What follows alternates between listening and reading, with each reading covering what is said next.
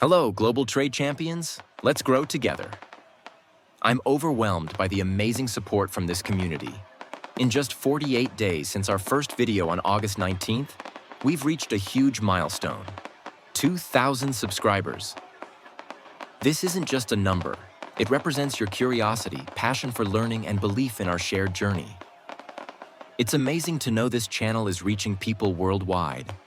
From India to the Philippines, Jamaica to South Korea, South Africa to Vietnam, Mexico to Singapore, and Ireland to the United States. Your support fills me with gratitude and the honor of being part of such a diverse global community. To new subscribers, welcome. And to my early subscribers, thank you very much for believing in this journey. I'll keep delivering valuable content so we can all navigate the world of global business together. I am Untitled Mind, your host at Trade Wins Today. And the journey has just begun, and I can't wait to see where we go next. Together.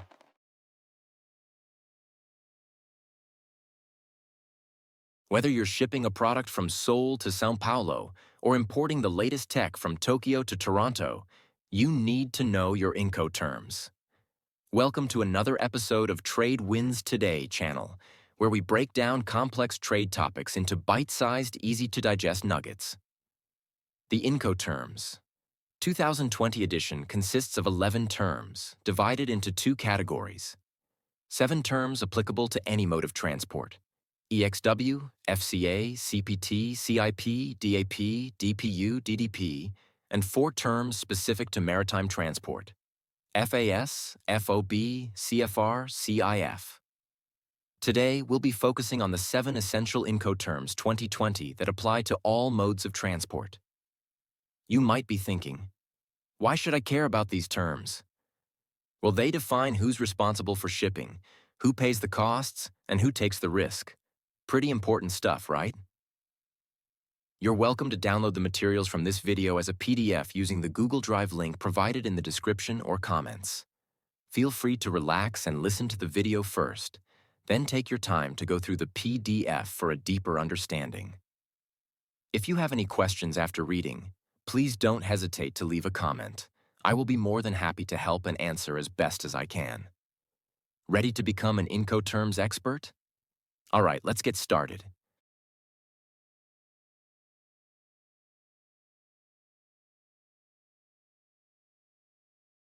The first term we'll explore is EXW, Ex-Works. Under Ex-Works terms, sellers' responsibility is to make the goods available at their location, whether that's their factory, warehouse, or another site. They'll also need to provide the buyer with any necessary documents so the buyer can pick up the goods.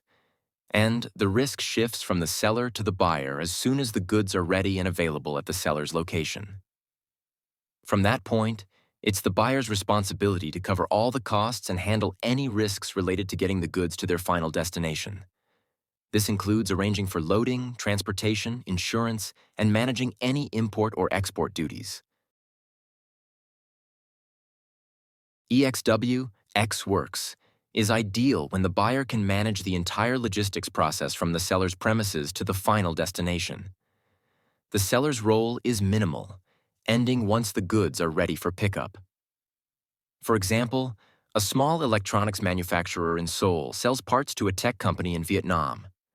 Under Ex-Works terms, the manufacturer merely makes the goods available at their factory, while the buyer arranges for pickup, export, sea transport, customs clearance, and final delivery, assuming all associated costs and risks. In this case, EXW is ideal because the Vietnamese company has strong logistics capabilities and prefers full control over the shipping process, including cost negotiation with freight forwarders. Now let's move on to the second terms of today, FCA, Free Carrier. Under FCA terms, the seller is responsible for delivering the goods to the carrier or any other party nominated by the buyer at the agreed-upon location. They also take care of export clearance and provide the necessary paperwork. Once the goods are delivered to the carrier at the specified location, the risk passes from the seller to the buyer.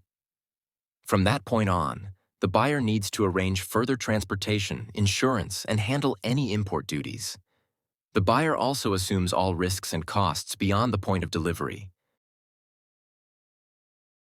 FCA, free carrier, is suitable when the seller delivers goods to a location specified by the buyer, like a carrier or terminal, but the buyer handles the main transport. It's often used when the buyer wants the seller to manage local logistics, such as export clearance, while maintaining control over the rest of the shipping process. For example, a furniture manufacturer in Vietnam sells to a German retailer under FCA terms. The manufacturer handles export clearance and delivers the goods to a terminal in Ho Chi Minh City. After that, the German retailer assumes responsibility and risk for transport, including ocean freight and final delivery. From this slide, we will explore Group C of Incoterms 2020, which covers CPT and CIP terms in multimodal transport. It's important to note that for all Group C terms, the point at which responsibility and risk transfer between the seller and buyer differs. In particular, while costs may be borne by the seller up to a certain point, the transfer of risk occurs much earlier in the process. This distinction is crucial to understand in all Group C terms. Under CPT, Carriage Paid To, the seller is responsible for arranging and paying for the transportation of goods to the named destination, and they must also provide the necessary shipping documents and handle the export clearance. The risk, however, transfers from the seller to the buyer once the goods are handed over to the first carrier. From the buyer's side, they assume the risk for any loss or damage after the goods are delivered to the first carrier. The buyer is also responsible for arranging insurance if desired, as well as handling import duties and any further transportation from the destination. CPT, Carriage Paid To, is ideal when the seller handles and pays for transporting goods to a specified destination, but the buyer takes on the risk as soon as the goods are handed over to the first carrier. This term suits situations where the buyer wants the seller to manage logistics and costs up to a certain point, but the risk of loss or damage shifts earlier, at the handover to the carrier. As an example, a South Korean electronics manufacturer sells high-value components to a U.S. tech company under CPT terms, with Chicago O'Hare International Airport as the destination. The Korean seller handles delivery to Incheon Airport, takes care of export customs, and pays for air freight to Chicago. Once the goods are handed over to the airline, the risk transfers to the buyer, though the seller continues to cover transportation costs. When the shipment reaches Chicago, the U.S. buyer takes over, handling customs, import duties, and final transport to their warehouse. CPT works well in this case because the buyer wants the seller to manage logistics and costs up to the airport, while the buyer takes on the risk during transit and the import process. This arrangement provides clear responsibilities. The seller controls up to the air freight handover, while the buyer gains control after that point. Under CIP, Carriage and Insurance Paid To, the seller takes on the responsibility of arranging and paying for the transportation, along with providing minimum insurance coverage to the named destination. They also need to provide all necessary documents, including the insurance policy and export clearance. However, the risk transfers from the seller to the buyer as soon as the goods are handed over to the first carrier. From there, the buyer is responsible for handling import duties, organizing further transportation from the destination, and securing any additional insurance beyond the minimum coverage if desired. This setup gives the buyer peace of mind with basic insurance while keeping the seller in charge of logistics up to a key handover point. CIP, Carriage and Insurance Paid To, is ideal when the seller manages transportation and covers insurance costs for goods in transit to a specified destination. While the seller pays for both freight and insurance, the risk transfers to the buyer as soon as the goods are handed over to the first carrier. This term is commonly used when the buyer prefers the seller to handle logistics, but assumes responsibility for the goods once they're in transit. Let's take a look with an example. A German company exports machinery to Brazil under CIP terms. The seller arranges transport from Hamburg to the agreed delivery point, which in this case is the buyer's warehouse in São Paulo, and pays shipping costs while also securing insurance for 110% of the goods value, as per Incoterms requirements. Once the machinery is handed to the first carrier in Hamburg, the risk shifts to the buyer. However, if a covered incident occurs during transit, the seller's insurance compensates the buyer as per the CIP conditions. CIP works well here because the buyer avoids complex logistics, and the seller enhances the deal by including insurance coverage.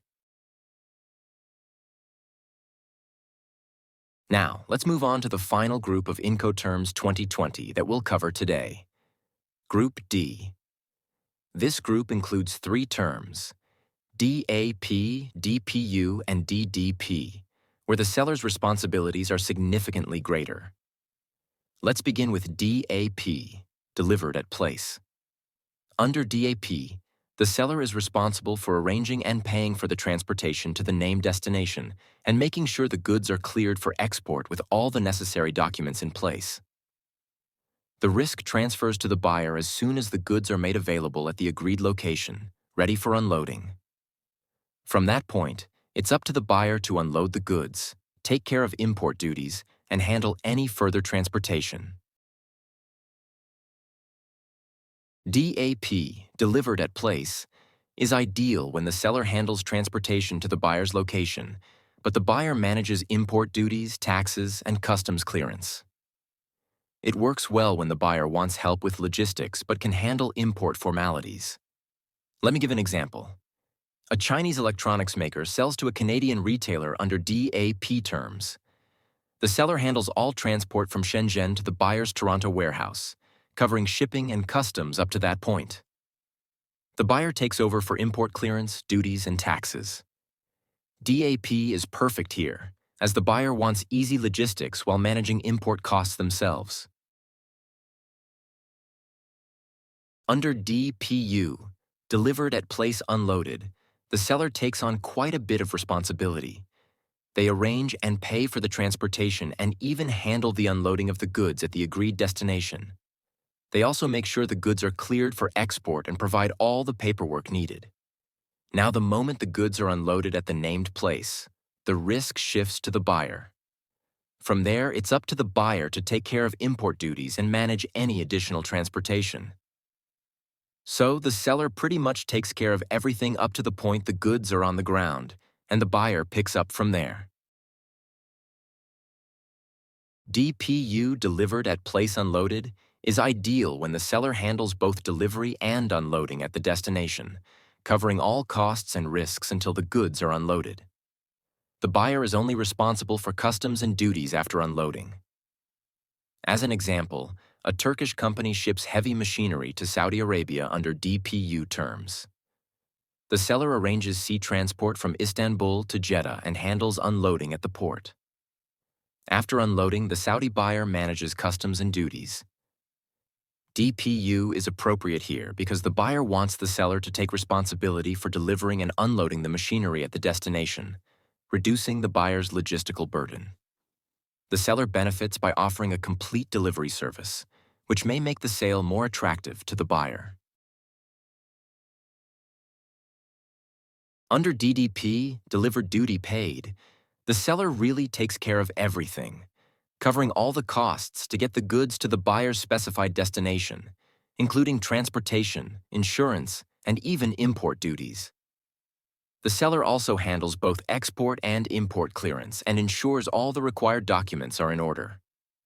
What's interesting is that the seller keeps the risk until the goods are delivered to the named place, meaning they're responsible for anything that happens along the way. Once the goods arrive, though, it's up to the buyer to handle the unloading unless they've agreed otherwise. So, with DDP, the buyer can relax while the seller does most of the heavy lifting, right up until the goods are at the buyer's door. DDP, delivered duty paid, is perfect when the seller handles everything, covering costs and risks, including transport, duties, and customs. The buyer's only job is to take control once the goods arrive. It's ideal when the buyer wants minimal involvement in logistics. For example, A French cosmetics company sells to a retail chain in South Korea under DDP. The seller manages shipping from Paris to Seoul, clears customs, and pays all taxes. The buyer only takes over once the goods are delivered, making DDP a great choice for simplifying the buyer's logistics while allowing the seller to charge a premium. In this case, DDP is appropriate because the South Korean buyer prefers the seller to manage every step of the logistics process and handle all taxes and customs, reducing the buyer's operational complexity. The seller benefits by offering a highly convenient delivery service, which can justify a higher sales price.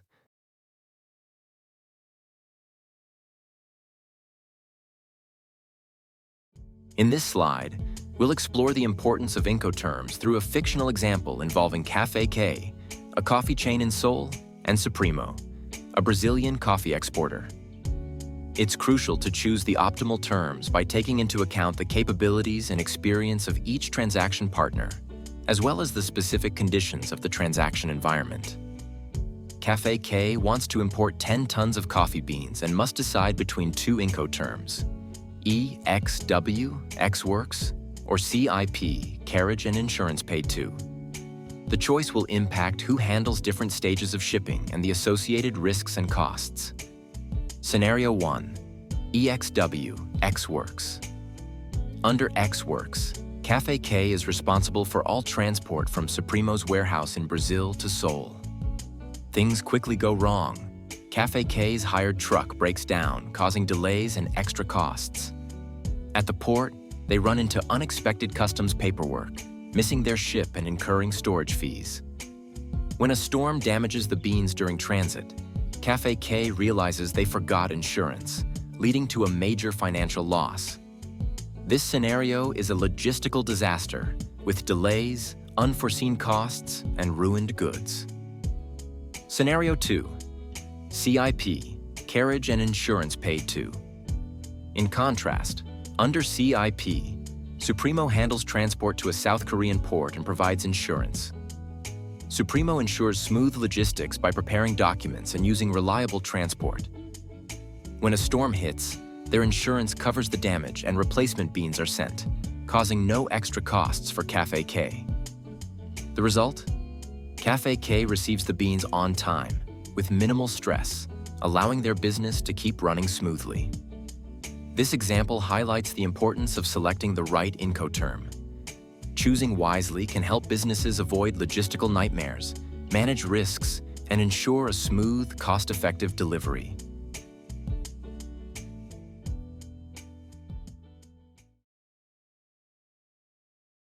We've taken a deep dive into the world of Incoterms 2020, exploring the responsibilities and risks that come with each of the key terms. From EXW to DDP, these rules form the backbone of international trade, ensuring smooth transactions across borders. It's all about control and risk. Each Incoterm represents a balance of control between buyer and seller. Whether it's the simplicity of EXW, where the buyer takes on all the responsibility, or the convenience of CIP, where the seller manages the transport and insurance, the choice depends on the specific needs and capabilities of both parties. Choosing the right term is more than a formality. It's about managing costs, reducing risk, and ensuring a smooth transaction from start to finish. Imagine facing unexpected shipping delays, damaged goods, or hidden customs fees. Without a clear agreement on who takes responsibility at each stage of transport, these problems can escalate into costly disputes. As you prepare for your next shipment, ask yourself, who should handle the transportation? Who manages the insurance, and when does the risk transfer? Can you or your partner better handle customs and local transportation? By answering these questions and selecting the appropriate Incoterm, you'll ensure a smoother, more cost-effective, and reliable transaction. Thank you for tuning in to Trade Wins Today. And again, I'm truly grateful to each of you for helping us reach 2,000 subscribers. Thank you so much. I can't wait to bring you even more valuable content in the near future. Stay tuned, and I'll see you again soon.